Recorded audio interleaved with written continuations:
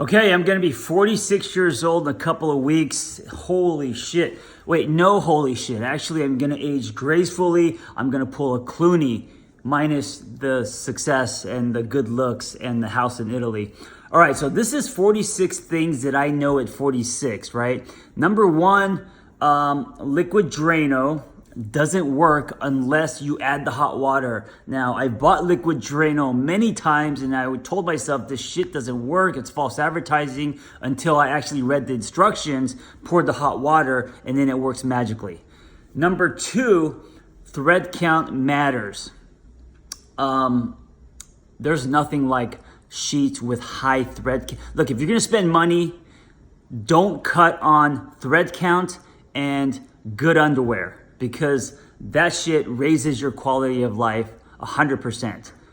Number three, energy is a real thing. I wish that we could see energy like we could like color dye throw. If we could just see energy like in different colors, and if your energy's bad, you could see that the color is, say, black, and then if your energy's good, the color is green. If we saw that shit, oh my God, we would like choose different friends. We would gravitate toward different people because we could literally see their energy, and also we would be aware of our own, right? So anyway, energy is real. We can't see it, but we can feel it, and it's a real thing. Number four, people don't really change that much. Now, yes, people do go on their journeys and they change, of course, and there's secondary change that's not irreversible. But when it comes to like the spirit of a person, their humor, right, the way they are, I'm still the very inappropriate John Kim that used to BA his friends in fourth grade, and I'm still that guy, right? I'm still very much me. Of course, I have changed. I also used to be angry and reactive and all of that. But I think at the core, people are who they are,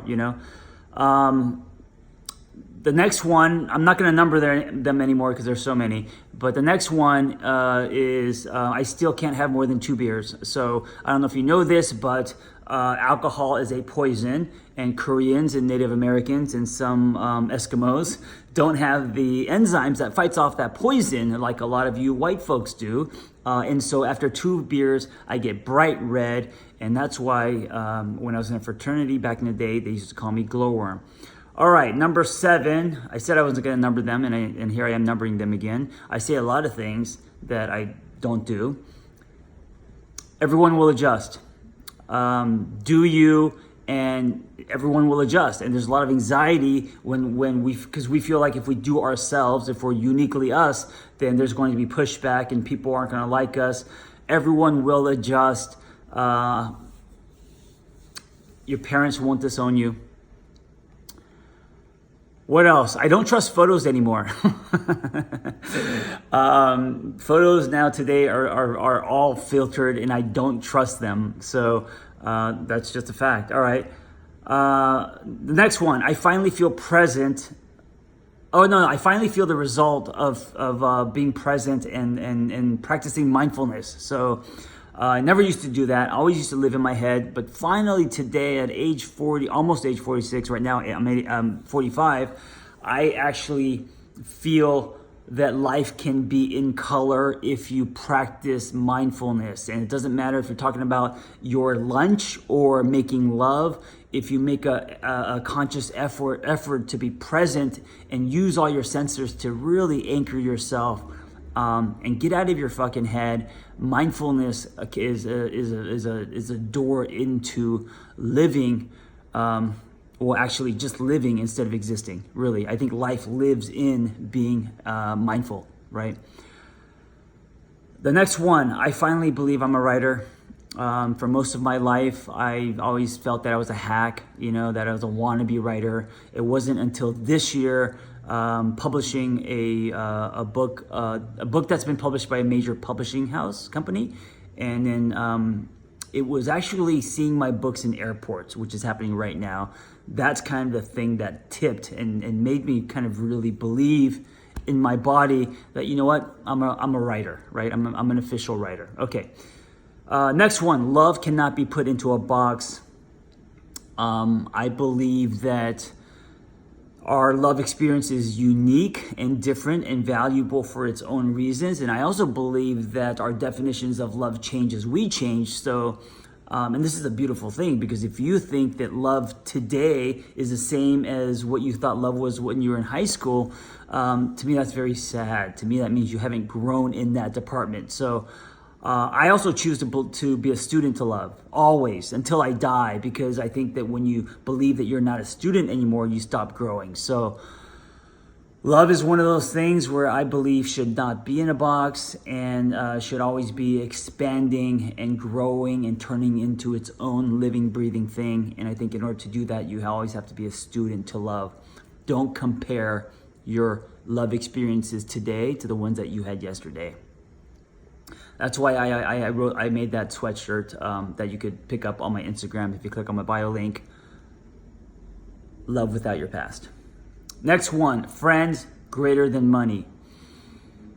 I don't know if I believe this. Yes, I believe it. Absolutely. I believe with all my heart. It depends on how much money. And it also depends on which friends. Okay.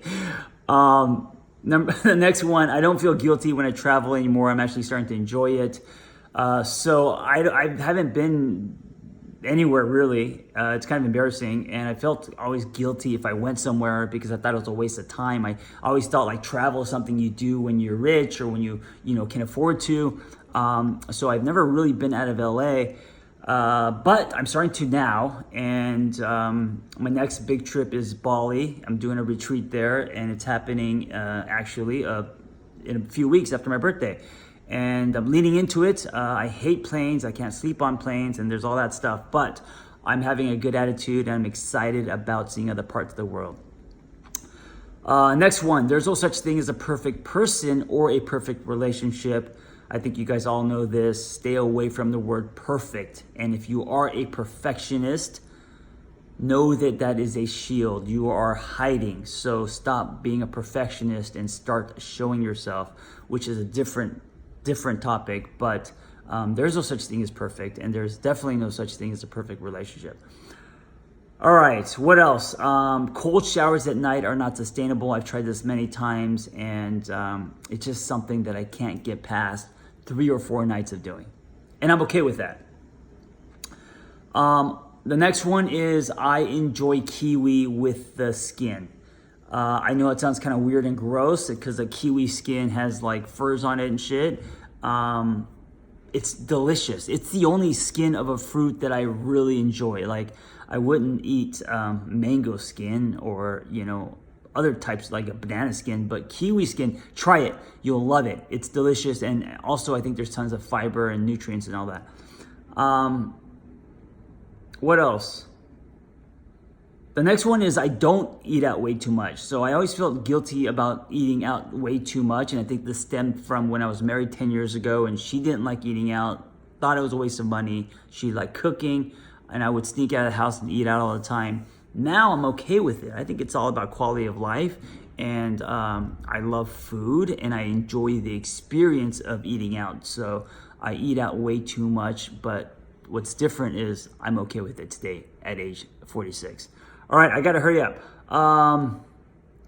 What you think about people, what you think that people are thinking about you is 90% wrong. This is something that I've learned in my 46 years of being on this planet. I always used to think that people are thinking things about me, and I'm always wrong. Next one, don't trust your thoughts. We all live with cognitive distortions, and we are thinking things that probably are not true. And if you follow your thoughts, they're going to lead down cul-de-sacs and dark places, and you're going to sink in your own shit, your own quicksand. Also, the next one is don't trust your feelings. This means that feelings are not facts. And a lot of times when we behave according to how we feel, we start regretting shit because even though the feelings are legit, there isn't truth there. Okay, I'm gonna end on this. Nothing is permanent. That's just a fact of life. And I know it's kind of sad, but there's also beauty in that, because if you're going through a hard place, that's not gonna be permanent either. So nothing in life is permanent, guys. And that's it. I don't think I came anywhere near 46, but those are some of the things that I've learned in my 46 years. Happy birthday to me.